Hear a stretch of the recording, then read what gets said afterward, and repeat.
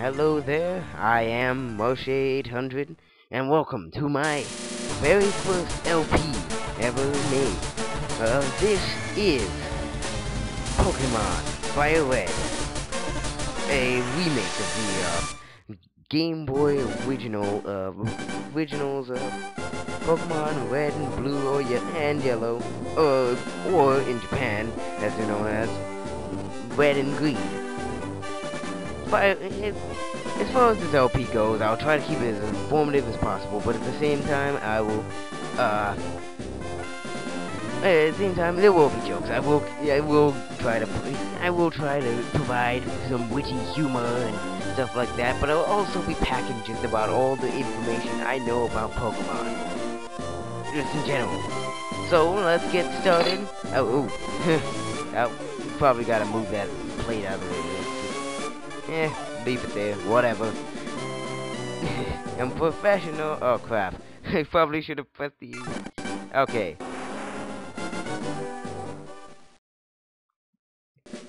Random information that's not important. Yeah, you can read that if you play the game. Pretty much just teaches you the basic controls stuff. In the meantime, hello there. Well, glad to meet you. Welcome to the world of Pokemon. My name is Oak. People affectionately, please remember the affectionate part, affectionately refer to me as the Pokemon Professor. This world is inhabited far and wide by creatures called Pokemon. For some people, Pokemon are pets, others use them for battling. As for myself, I study Pokemon as a profession. Cracked my knuckle. But first, tell me a little about yourself.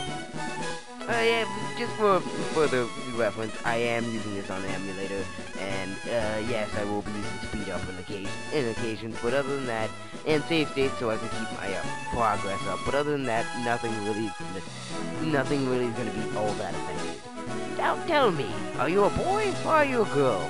You tell me. You know, I'm just kidding. I know who I am, I know what I am. Let's begin with your name. What is it? My name is, well, canonically this kid's name is Red, but for the sake of this LP, my name is Moshe. Right, so your name is Moshe. What kind of name is that? This is my grandson. He's been your rival since you were both were babies. Really now? Tell me more. Canonically, this douche here is named Green or Blue, depending on what you want to call him. But in the anime, he's called Gary, and he's never called Kaz, Toru, and anything. So, yeah, let's just ignore that. Let me give him a new name because those names are boring. Pokemon the Origins, if you want to call them by green or blue. But, you know what I'm gonna call him? Guy just oozes douchebags. You know what I'm gonna call him? I'm gonna call him Douche. We're gonna refer to him as that from now on. I'm saving Asshat for later, so don't even worry about that. Well, not later in this game, but later as in later, in real life later. You know, real life, guys. Real life. Okay. That's right. I remember now. His name is Douche. Such a fitting name. Moshe, your very own Pokemon legend, is about to unfold. Isn't that a game? Maybe I'm imagining things. A world of dreams and adventures with Pokemon await. Let's go. Okay, I was playing the NES. That's cool. First things first, turn the text speed up to fast. It'll save you so much time. Second thing second. You can boot up the PC and withdraw an item. This is a potion. It pretty much restores the HP of a Pokemon. But we ain't got no Pokemon now. Just carry it around just in case. Maybe we need to restore the Pokemon to the HP of ourselves. If it works on humans. I doubt it does, but yeah. Right, all boys leave, so here's someday it sits on TV. Oh yes, Professor Oak next door was looking for you. But you know what? Screw Professor Oak. I ain't going after him. I'm going to run away from home. Still my own Pokemon. Let's on my own. What is this? Tall grass? Let's just walk through it. Hey, wait. Don't go. It's unsafe for our Pokemon live in tall grass. You need your own Pokemon for protection. So you're telling me I can't go 3 feet out of my own town without... Oh, okay, whatever. Yeah, I know. Here, come with me. This guy seems to not know a damn thing about me, even though I've apparently lived here my entire life. Gramps, I'm fed up with waiting. Yeah. Douche. Let me think. Oh, that's right. I told you to come. Just wait. Here, Mashi. There are 3 Pokemon here. Ha! The Pokemon are held inside these Pokeballs. Yeah. When I was young, I was a serious Pokemon trainer, but now in my old age, I have only these 3 left. What happened to the other ones? You just gave it away to every other random 10-year-old who came by here? You can have one. Go on, choose. Okay, random. Hey, Gramps. No fair. What about me? Be patient, douche. A lot more fitting than I thought it would be. You can have one too. Yeah, so let me give you a little bit of topical fact here. Red here, or at least the character named Red, is the only Pokemon trainer in any of the games which in his official artwork is never smiling. I don't get it. Just looks really pissed. Alright, let's go over these Pokemon. Here is Bulbasaur, the grass poison type. Bulbasaur is actually a pretty good choice. It is effective against the first gym, which I'll get into later. But it is also a very good Pokemon. It's good for getting status ailments in, whittling down your opponents while taking a good hit or two. It can be used very well, and you know, if you want to use Bulbasaur, I'm all for it. It's a pretty good Pokemon, but I will not be using it. No. The next up is Squirtle, the Water-type Pokemon.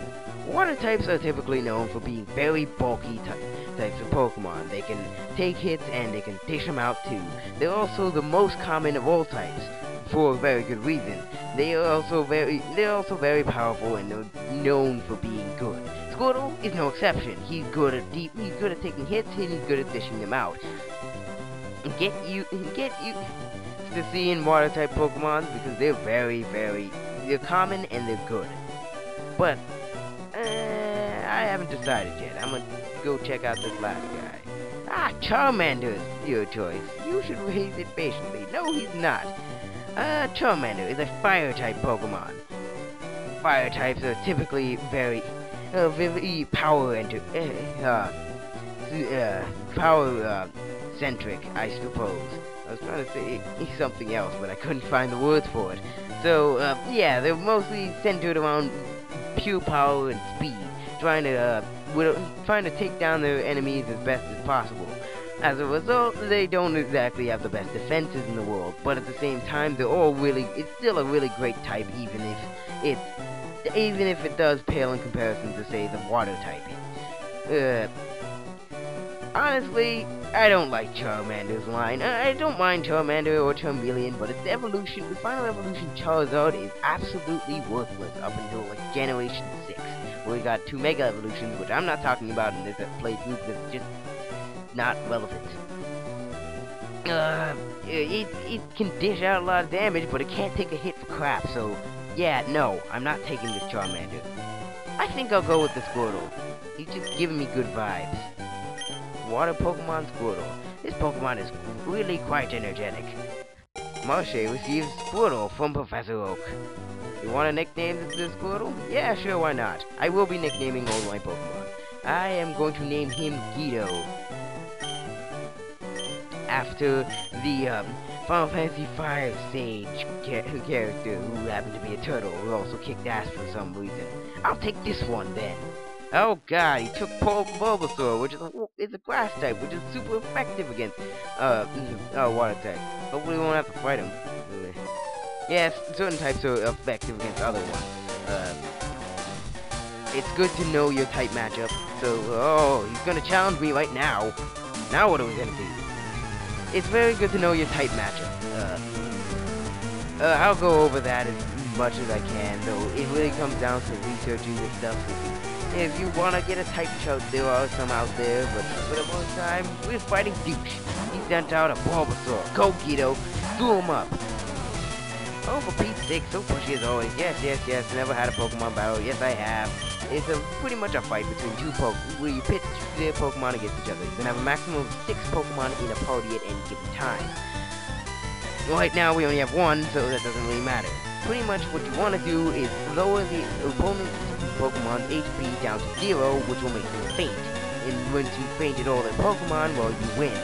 Winning will give you experience for your Pokemon, which will level up and allow them to increase their stats and learn a lot more abilities. Ah, God, my recording's screwing up. Try battling and see for yourself. God, Flash is just going crazy right now. Ugh.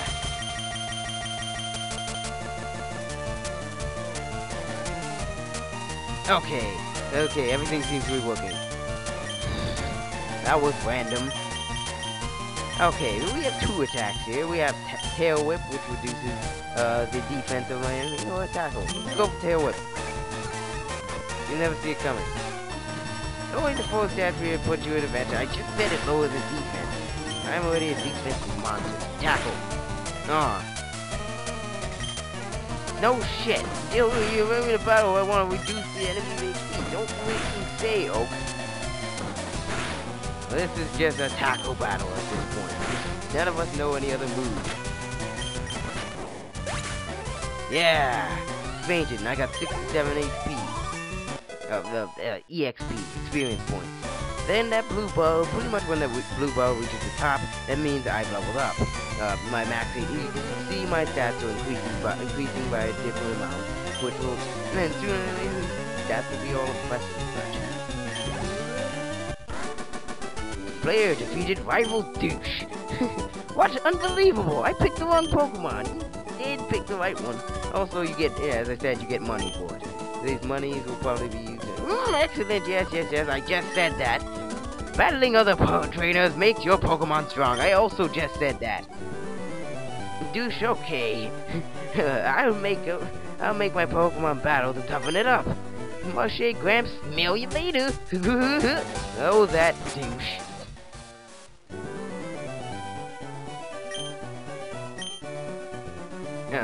Whatever you say, Professor Oak. I'm leaving. I'ma go pick up a parcel or something.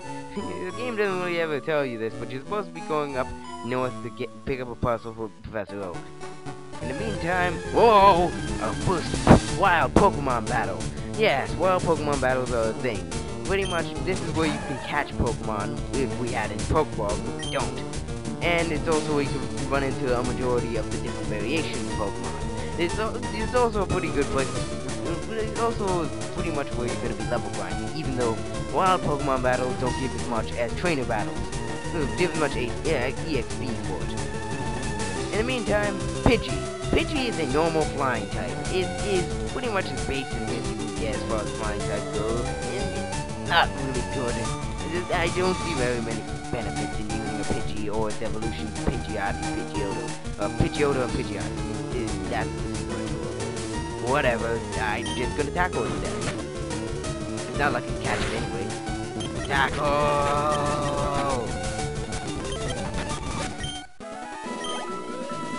Yay!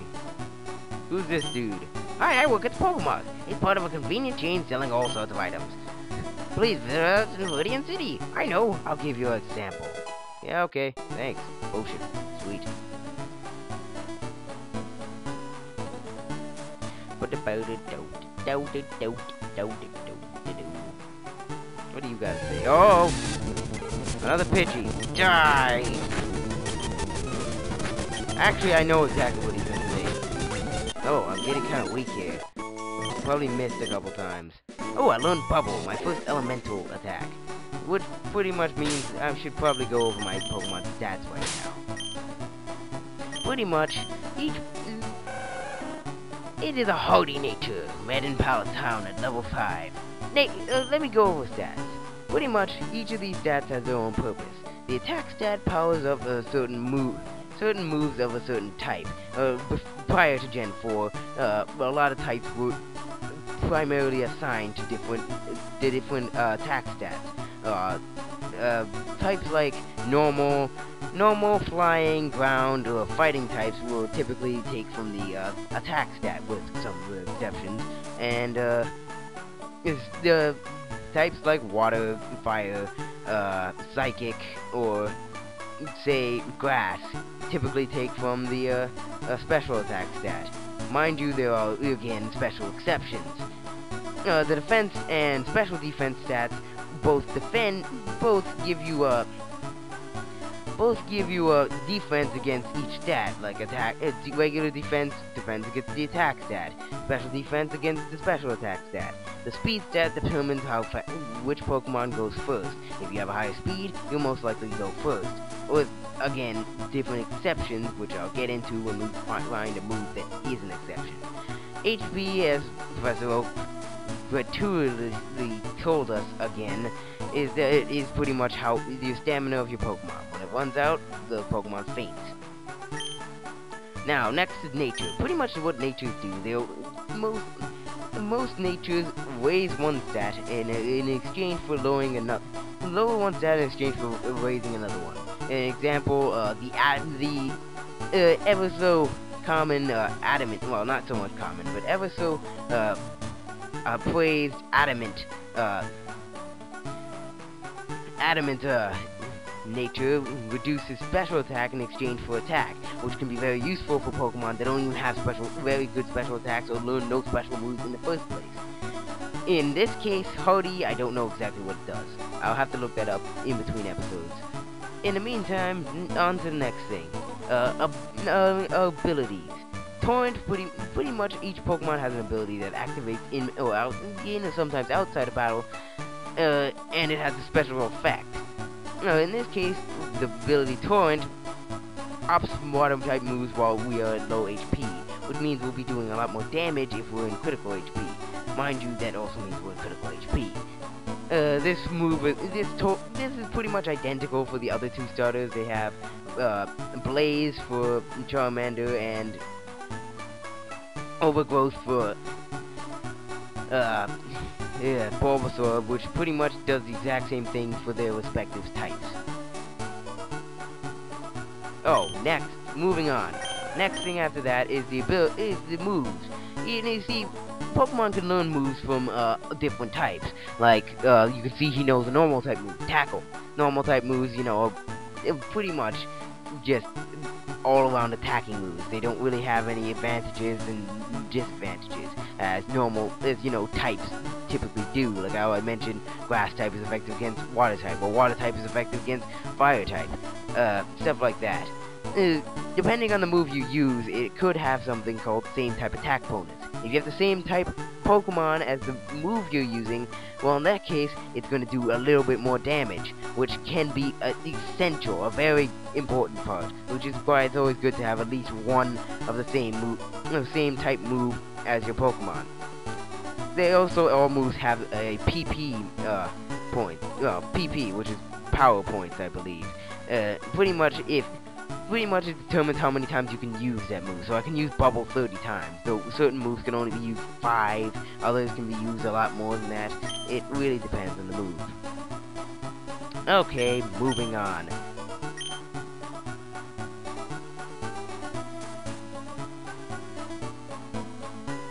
Nothing to find here, just keep pressing on.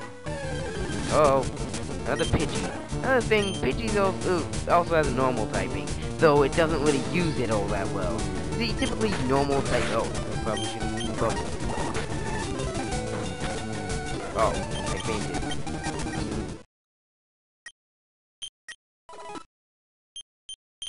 Well, that sucks. Yeah, I know. I probably should have healed up. I can't believe I lost to level 3 Pidgey. Right, getting back to where we were via speed up.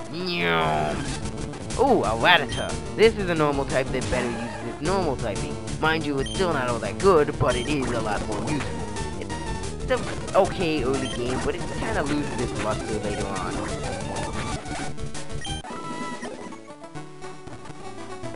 Overall, pretty much what normal types are most known for is their versatility as far as using other types go.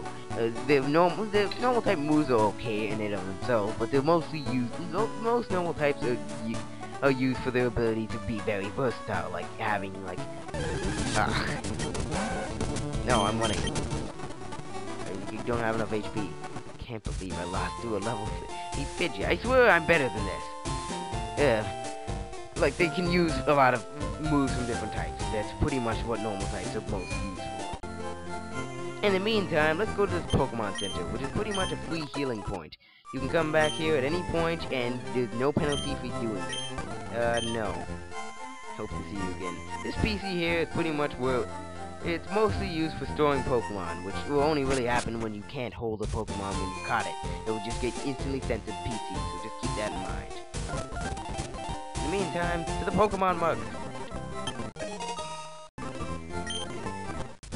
Pretty much we gotta give that parcel to what's-his-face. In the meantime, let me teach you about status ailments, or let this board teach you. Each of these are status ailments that can be inflicted by specific moves, such as sleep. Can pretty much pretty much immobilizes a Pokemon from anywhere between 1 to 6 turns. They can have a chance of not being able to attack. They can. Well, let me rephrase that. They won't be able to attack, but they do have a small chance of waking up that turn and attacking anyway. Sleep is not all that reliable, but it is useful. So never put down sleep. You use the awakening item to awaken a Pokemon from sleep. It's also, again, these can all be used against you. Next is poison. There are actually 2 variations of poison. Poison pretty much, as it says, reduces a Pokemon's HP every turn. And outside of battle, you also take 1 HP of damage per step you take.